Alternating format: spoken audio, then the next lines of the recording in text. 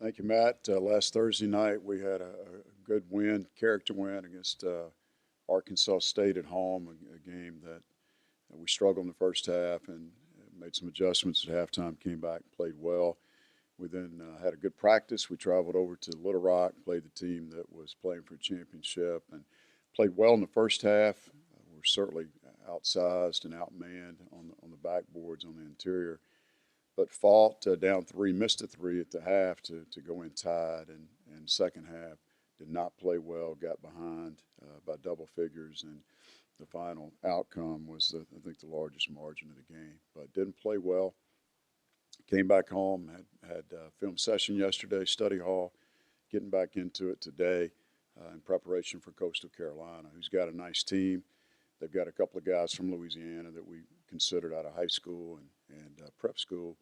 And from a scholarship situation, it didn't work out with those guys. But they've got two good players from Louisiana, and they've got a good team overall. And they should come in and give us a great fight. They won at App State convincingly on Saturday, which was a good win for them with their conference rival.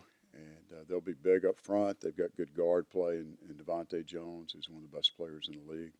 So we'll have our hands full again. Expect the same type of game you saw against Arkansas State and Little Rock as the scout and the game preparation will be the same. We're still low on numbers. I just found out walking in. I've lost two assistant coaches today to the flu. So we're really banged up, and the other one went last week for the flu. So we're really shorthanded at this time. We're going to remain positive and keep accepting the challenges. This game with Coastal is important because if we win, we'll have an opportunity to host again, probably against them on Saturday for the first round of the tournament. Coach, what's the protocol with the coaches with them having the flu? You can't have them all around the team, right? Not sure. I just got the phone calls as I was walking in on the second one. So last week we had a third one that was sick. So all three of our coaches have been sick. He set up in the stands for practice for 2 days and watch from a distance. So we're trying to keep it somewhat quarantined. No, we don't have any players with the flu, just coaches.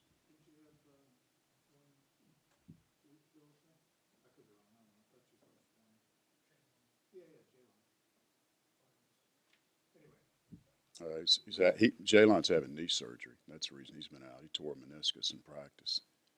So he did have a virus for one game, you're right, but came back. So PJ's presence since being injured on the perimeter, what sort of options has that given you, and how much does that help your offense? it certainly helps. He was 6 for 12 from three against A-State, 0 for 7 against Little Rock. So we need him to score. He wasn't engaged, didn't have a good game on Saturday for whatever reason. And we need him to make baskets, just like we did last year when we played small to finish. If he and Cedric score, then we have a great opportunity to win. Was it more of a defensive change in the second half against Little Rock for them, or was it just bad? It was lack of defense for us. They didn't really change defensively. It's a good point, but we shot 2 for 20 from three, and we were consistent. We were 1 for 11 the first half, 1 for 9 the second half. But you're not going to win basketball games shooting that percentage. They played man and played 1-3-1, what they've always done. They've got great length. And Little Rock's team's a little different than we played them the first time. They've added a couple of players, and we've subtracted a couple of players. Have you studied up all those high-breaker scenarios, or do you just go play and tell the kids the same thing, just go play? Yeah, I like just to go play, Tim, but certainly our coaches do a good job of looking ahead. And on the bus coming back, Matt had all these scenarios laid out and pretty much told us what would happen. I did glance at it yesterday when it came from Scotty Rogers from the conference office and looked at some of the scenarios. I got dizzy and quit reading them, so because a lot of them won't come into play. But you just have to take care of your business and play, and it's going to be a challenge for us being shorthanded, but if we make shots, then we'll have a great opportunity. You're already sort of in tournament mode. I mean, you're in regardless, but home game that first time out would probably be really significant. Yeah, it'd be special because you've got to win. You have to win 3 games to get to New Orleans. If you can win 1 at home and then 2 on the road, then it certainly makes the cause easier. So we are in tournament mode and really have been, Dan, for the last week. Between assistants being sick and playing on a Tuesday after a road Saturday, which obviously we don't usually do, does that affect anything at all, game planning, or? Just sped our practice schedule up, just like football has to do on a midweek game where they have different days become different days. So we just missed it by one day. But normally we take Sunday off. The nice thing about Little Rock trip, it was an afternoon game, so we got back home around 11 o'clock and were able to get a good night's rest. But instead of taking Sunday off, we had recovery, had treatment, and then guys came over and watched film on Coastal. We got into the scouting report, and then they went to study hall. You know, like with your coaches being down, it seems like this team has had a lot of challenges this entire season. How would you describe the fight that you've seen with you and your team? I think we've stayed positive and tried to accept the challenge head on. It's never easy. Things have happened this year. It's been one thing after another, from injury, suspensions to a lot of surprises. And I think we've fought off a lot of curveballs, and we've missed a few, but we fouled off a bunch that we could have missed totally. So our guys are playing hard, and just hope we can remain positive and make shots, and good things will happen.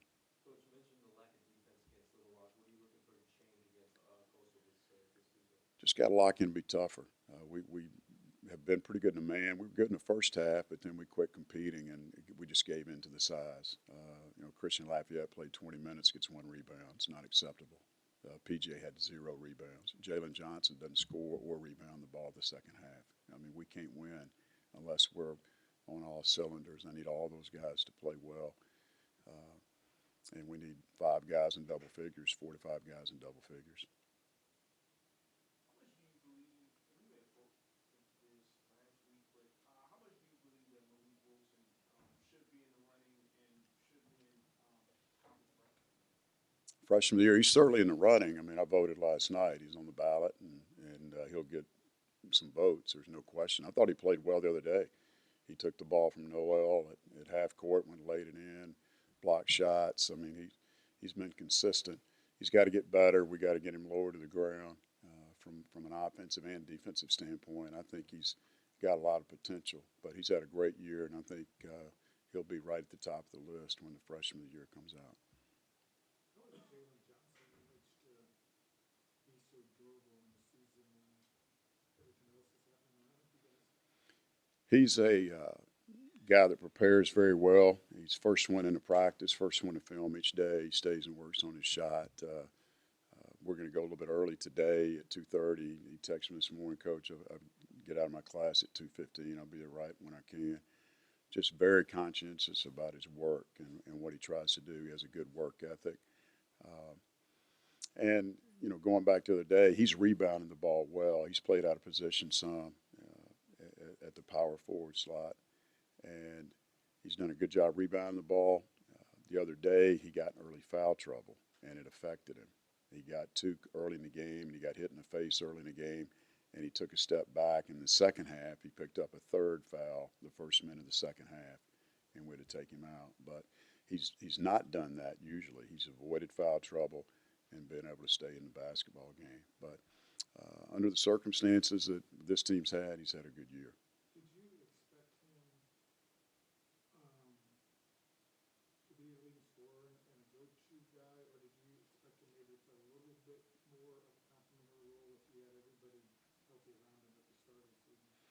Well, he would have been one of the guys that can really score the ball. He's one of our best shooters, even though he's shooting 27% from 3. I mean, he shot 38% at St. Louis in 2 years. So he has not shot the ball as well as he's capable. He's been the focal point of most defenses night in and night out.